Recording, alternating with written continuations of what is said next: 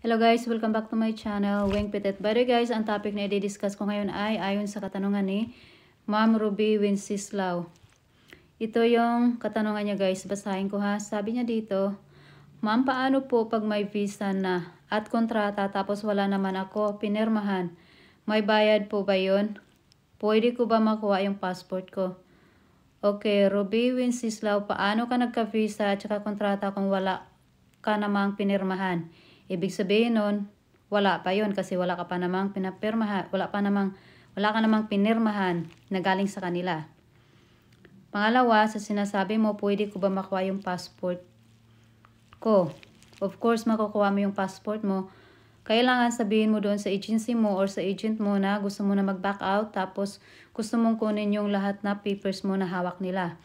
Ngayon, kung ayaw nila ibalik, pwede mo sila report sa police. Sabihin mo lang doon sa police na gusto mong kunin yung passport mo pero ayaw nila ibalik. Guys, walang karapatan sa agency na i-hold yung passport mo kasi against the law yun. Tapos, paliwanag ko lang sa'yo about sa visa at saka kontrata. Ganito kasi yun, guys. Saka ka magkakaroon ng visa at saka kontrata kung meron ka ng employer. Kung meron ng nahanap na employer sa agency mo. Tapos, papipirmahin kanila ng isang kontrata. Tapos, pipirmahan din yun ng employer mo.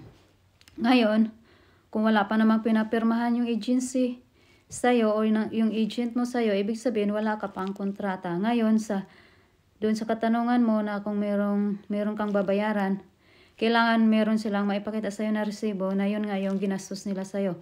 Kung wala naman, pwedeng hindi mo sila bayaran. Ngayon, kung ipipili talaga nila at saka i-hold talaga nila yung passport mo, yun nga sinasabi ko sa'yo, pwede mo sila i-complain sa police or pumunta ka ng POAA. Yun lang, sana nasagot ko yung katanungan mo, Ruby Wenceslao. Pero kung meron ka pa ibang katanungan, just comment below. Tapos, yun lang. See you!